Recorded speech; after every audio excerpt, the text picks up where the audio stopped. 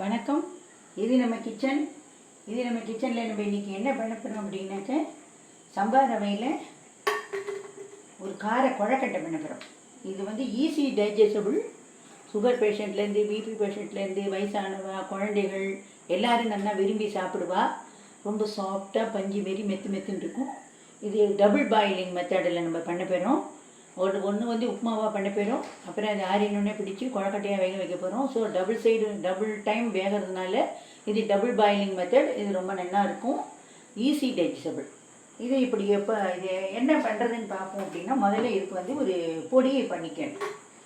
அந்த ஒரு பொடி பண்ணிக்கிறதுக்காக நான் என்ன பண்ணுறேன், இதில் ஒரு அரை டம்ளர் அளவுக்கு துவரம்பருப்பு, ஒரு அரை டம்ளர் கடலைப்பருப்பு,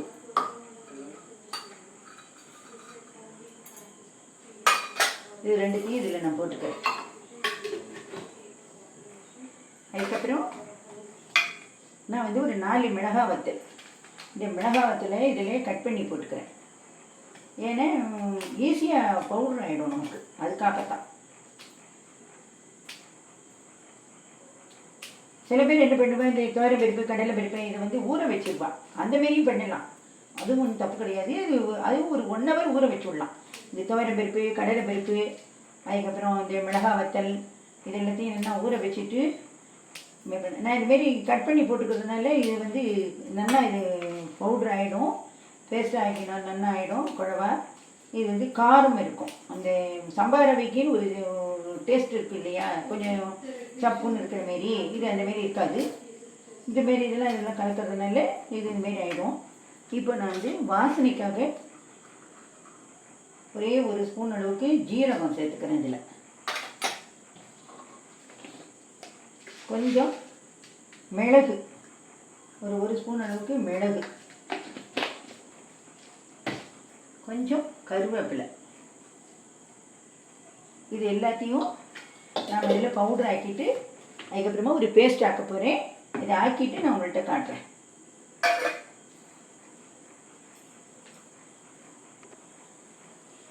இப்போ நம்ம வந்து இந்த பேஸ்ட்டை அரைச்சிட்டு கோர்ஸ் பேஸ்ட்டாக அரைச்சி வச்சுருக்கோம். இது எப்படி இருக்கட்டும், எப்போ யூஸ் பண்ணுறது சொல்கிறேன். நான் இப்போ இல்பச்சட்டியை நல்லா சூடுபடுத்தின்ட்டேன். இப்போ நான் வந்து சம்பா ரவையை வறுக்க போகிறேன்.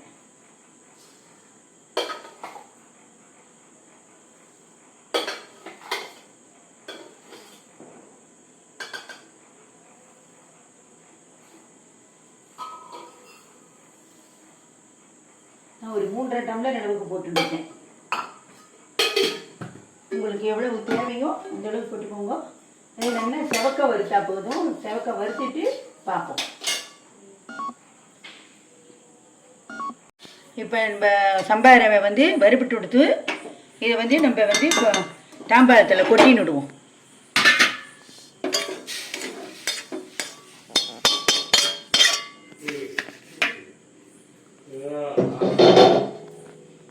இப்போ நம்ம வந்து இதில் வந்து கலர் போகிறோம்.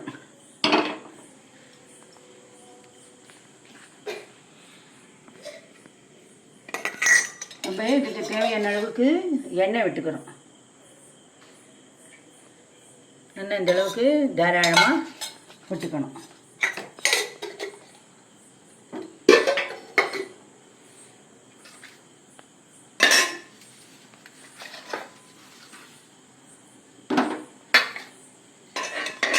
எண்ணெய் காயணும். இப்போ இதுக்கு வந்து நம்ம கடுகு தாளிக்கிறோம். தேவையான அளவுக்கு தாராளமாக கடுகு போட்டுக்கிட்டோம். கடுகு வெடிக்காமல் எந்த டிஷ்ஷும் பண்ணாதீங்க. பண்ணினா அது ஒரு கசப்பு தட்டும். இப்போ கடுகு வெடிக்கணும். இப்போ நம்ம என்ன பண்ணுறோம், இதுக்கு தேவையான கடலை பருப்பு போட்டுக்கிறோம், உடைச்ச உளுத்தம் பருப்பு போடுறோம். நமக்கு இது எவ்வளவு தேவையோ நம்மளே போட்டுக்கலாம்.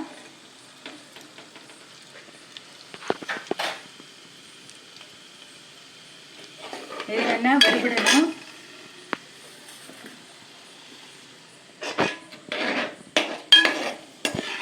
இப்போ என்கிட்ட இஞ்சி இல்லாததுனால நான் இஞ்சி போடலை. இஞ்சி இருக்கிறவா தேவைப்பட்டவா போட்டுக்கோங்க. நான் இதில் பச்சை மிளகாய் மாரி பொடியாக நறுக்கி வச்சுருக்கேன். கருவேப்பிலையும் பொடியாக நறுக்கி வச்சுருக்கேன். இப்போ நான் இதை போட்டு தாளிக்கிறேன்.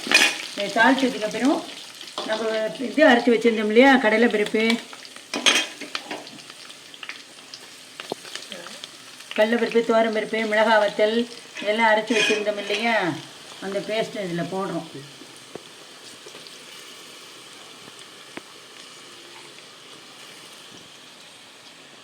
இதை போட்டுட்டு இப்போ வந்து நம்ம நல்லா இதை வறுக்கணும்.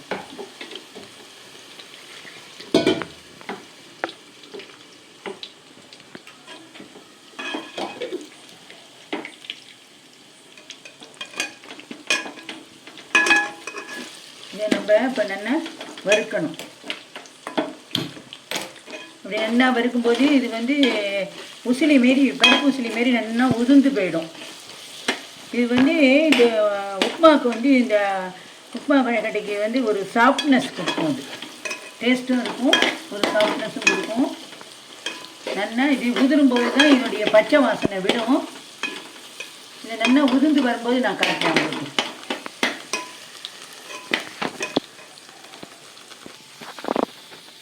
இப்போ நம்ம இந்தமாரி இந்த பத்தையெல்லாம் இந்தமாரி கலர் மாறிட்டு பச்சை வாசனை போயிட்டு இது நல்லா உதிர்ந்து வந்துடுச்சு. இப்போ என்ன பண்ணணும்னா நம்ம சம்பா ரவை வந்து 4 கப்பு எடுத்துகிட்டு இருக்கோம். இதுக்கு 1க்கு 2.5 பங்கு ஜலம் வைக்கணும். 1க்கு 2.5 பங்கு ஜலம் அப்படிங்கும்போது இதில் நான் எடுத்து வச்சுருக்கேன். மொத்தம் 10 டம்ளர் ஜலம் அளந்து வச்சுருக்கேன். இந்த மிக்ஸி அலுமின ஜலத்தையும் இதோடையே விட்டுடலாம். இந்த ஜலமும் அதோட சேர்ந்து தான் கணக்கு. இப்போ என்னென்னா நம்ம இதுக்கு தேவையான அளவு உப்பு போடுறோம்.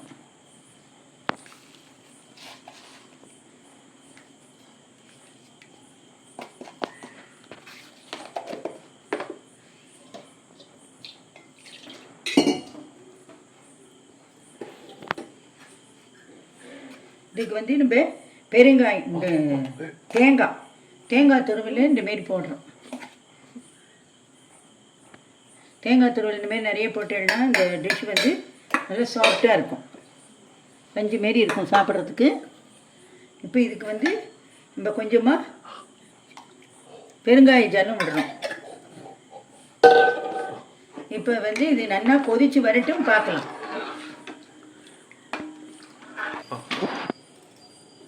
இப்போ நம்ம ஜலம் நல்லா கொதிக்க ஆரம்பிச்சுட்டு இப்போ ரவையை கொட்டி நம்ம கிளற போகிறோம். அடுப்பை சிம்மில் வச்சுக்கலாம். இந்தமாரி கருவேப்பிலையை இந்தமாரி கிள்ளி போட்டுட்டேன்னா, இந்தமாரி பொடியாக கட் பண்ணி போட்டுட்டேன்னா குழந்தையெல்லாம் எடுத்து எரியாது, அது இப்படி சாப்பிட்டுடும். 2வது உருண்டை பிடிக்கிறதுக்கு உதிராமல் வரும். இப்போ வந்து நம்ம இந்த ரவையை கொட்டி கிளற போகிறோம். சம்பா ரவை வந்து ரொம்ப ஹெல்த்துக்கு ரொம்ப ரொம்ப ரொம்ப ரொம்ப நல்லது.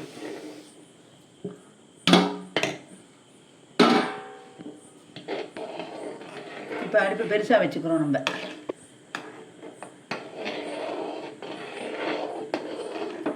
இதே நீங்கள் வந்து இப்போ என்ன பண்ணணும் அப்படின்னா, நீங்கள்லாம் வந்து ஒரு 8 மணிக்கு நம்ம டிஃபன் சாப்பிடணும் அப்படின்னு ப்ரிப்பேர் பண்ணினேன்னா 6 மணிக்கே இந்த உப்புமாவை கிளறிடுங்க. கிளறி இந்தமாரி ஒரு 2 தாம்பாளத்தில் எடுத்து ஆற போட்டுருங்க. ஆற போட்டிங்கன்னா ஆறிடும். ஏன்னா ஆறினதுக்கு அப்புறம் தான் உங்களால் உருண்டை பிடிக்க முடியும். இது ஆறுறதுக்கே எப்படி ஒரு 3/4 மணி நேரம் ஆகும். ஆறினதுக்கு அப்புறம் நீங்கள் உருண்டை பிடிச்சி ஆவியில் வேக வைக்கணும். ஆவியில் வேக வைக்கிறது 10 நிமிஷத்தில் வெந்து போயிடும். அது ஒன்றும் பிரச்சனை கிடையாது. இது வந்து டபுள் பாயிலிங் ஃபுட்டுங்கிறதுனால உங்களுக்கு வந்து சாஃப்டாக இருக்கும், ஈஸி டைஜஸ்டபிள். சின்னவாள்லேருந்து பெரியவா வரைக்கும் எல்லாருமே சாப்பிட்லாம். இன்னும் கூட தேங்காய் வேணும்னு நினைக்கிறவா இன்னும் எவ்வளோ தேங்காய் உங்களுக்கு போடணும்னு நினைக்கிறதோ இவ்வளோ தேங்காய் போட்டுக்கலாம். சில பேர் வந்து தேங்காய் எண்ணெயிலேயே பண்ணுவாள்.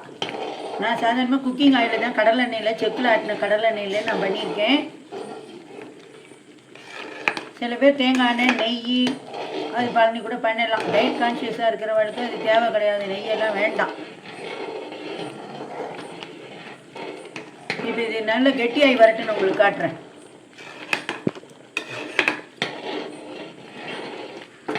உப்புமா ரெடி ஆகிடுத்து. அடுப்பை நான் ஆஃப் பண்ணுறேன். ஆஃப் பண்ணிவிட்டு இப்போ என்ன பண்ணுறோம்னா, இது இப்போ இந்த சூட்டோடையெல்லாம் பிடிக்க முடியாது, கை வெந்து போயிடும். நம்ம இந்த 2 தட்டுலையும் ஆற போட போகிறோம். இந்தமாரி ஆற போட்டுவிட்டு ஒரு ஃபேனை போட்டு விட்டுல அது பாட்டுக்கு ஆறின்னு இருக்கும்.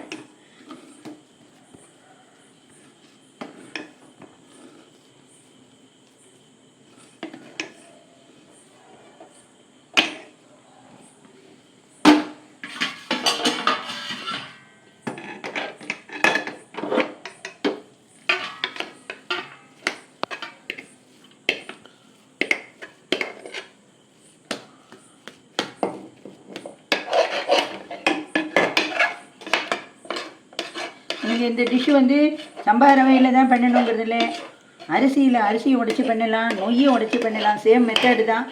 மில்லட்ஸ் அதில் பண்ணலாம், சிறுதானியங்கள் கம்பு ரவை, அதுக்கப்புறம் குதிரைவாலி அரிசி, தினை, சாமை, விறகு, இதுமாரி எல்லா அரிசியிலையும் பண்ணலாம்.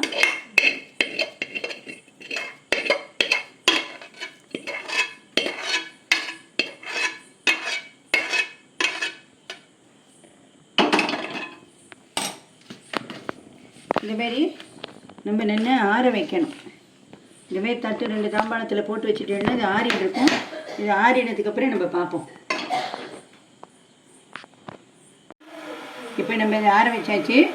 இப்போ இட்லி பானையில் ஜலம் வச்சுருக்கோம். ஜலம் நல்லா கொதிக்கணும்.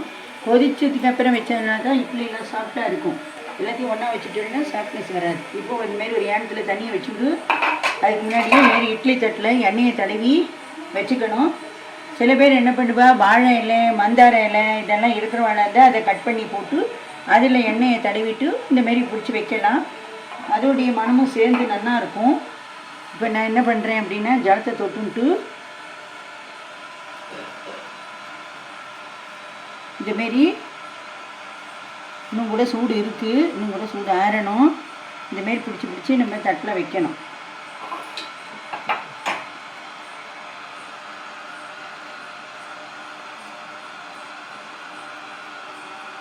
நம்மளுக்கு பிடிச்ச ஷேப்பில் எப்படி வேணாலும் வைக்கலாம்.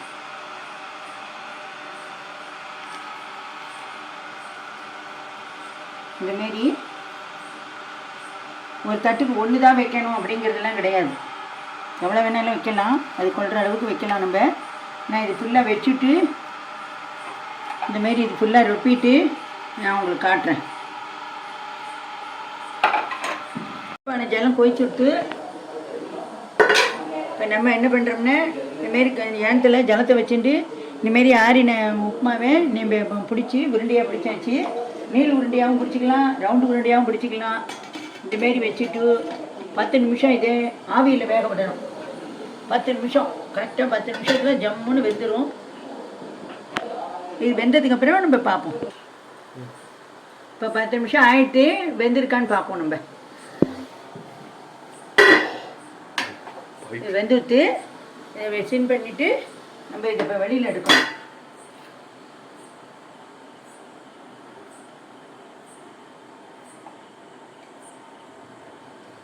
அடுப்பை ஆஃப் பண்ணிடுவோம்.